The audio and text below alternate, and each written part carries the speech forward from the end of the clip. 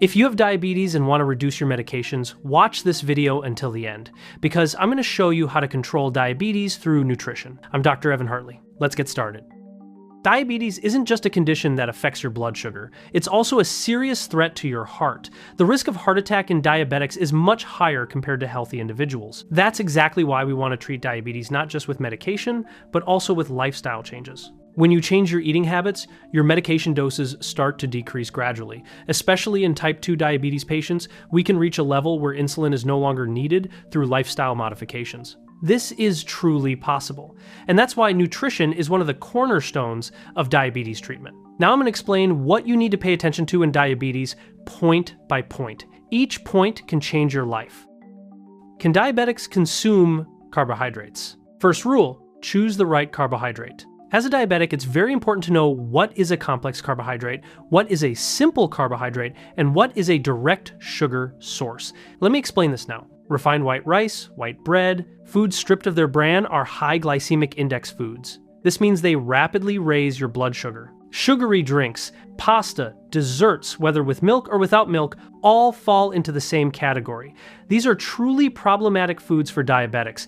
So what should you do? You should move away from simple carbohydrates toward complex carbohydrates. Whole grains, nuts, legume, beneficial seeds, these are your friends. Remember this, you can consume carbohydrates. In fact, you should. What matters is the choice. Brown rice is rice. White rice is rice. But brown rice has a much lower sugar load for diabetics. White rice, on the other hand, rapidly raises your blood sugar. Stay away from carbohydrates that cause insulin spikes. Desserts, sugary drinks, white bread, pasta, these are problems for us. In the next section, I'll give you very important information about fruit consumption, especially which fruits you can eat and which ones you should avoid. How much fruit can diabetics consume? Fruit is healthy, we all know that. But for diabetics, fruit consumption is a topic that requires caution. Excessive fruit consumption creates a sugar load in your body. That's why in our protocol, we prioritize fruits with a low glycemic index. Especially forest fruits are great for diabetics. Why? The anthocyanins they contain show protective effects against diabetes. Fruits like strawberries and pomegranates are very beneficial for you. But still, don't overdo it. No matter how beneficial they are, excess means sugar load for your body. Before I continue, there's something I'm curious about. If you regularly consume forest fruits, write yes in the comments. If you don't, write no please. I'm really curious about this ratio. Anyway, let's continue. Now let's talk about milk and dairy products. There are many misconceptions about this topic. Can diabetics consume milk and dairy products? Milk is not harmful. In fact, natural milk and natural yogurt support your pancreatic health thanks to the beneficial bacteria they contain. These are probiotics. But be careful, excessive milk consumption can strain your pancreas, because too much milk also means sugar. So measured consumption is very important here too. Generally, milk consumption is not a problem for diabetes, but as with everything, you shouldn't overdo it. The next point is very critical, because I'm going to explain the main fundamental approach in diabetes treatment. How is diabetes treated? Treating diabetes requires a holistic approach. Just adding or removing one food isn't enough. We use the DASH protocol in our clinic. The DASH protocol is actually known as a diet that stops hypertension. But we discovered something wonderful. People who apply the DASH protocol can overcome not only hypertension, but also diabetes. Clinical studies clearly show this. The modified Mediterranean diet, or DASH protocol, is really very effective for diabetes. So what's the foundation of this protocol? Vegetable and fiber consumption. A diabetic must definitely be consuming plenty of vegetables and fiber. But now I want to talk about a much more critical topic. If you consume fried foods, listen very carefully to the next section. Can diabetics consume fried foods? As a diabetic, you should not consume fried foods. Never. When a food is fried, it becomes toxic. The high heat creates chemical reactions that turn healthy ingredients into inflammatory agents. When these toxic substances reach your pancreas, they put you in a difficult situation. Your pancreas is already damaged or under significant stress in diabetes. We want it to work more effectively and preserve the remaining beta cells. But fried foods and the trans fats they contain can strain your pancreas even more by increasing insulin resistance and triggering systemic inflammation. This makes blood sugar control almost impossible. Instead of frying, prefer methods like baking, boiling, steaming, or poaching. These cooking techniques preserve the vital nutrients in your food without adding harmful oxidized fats.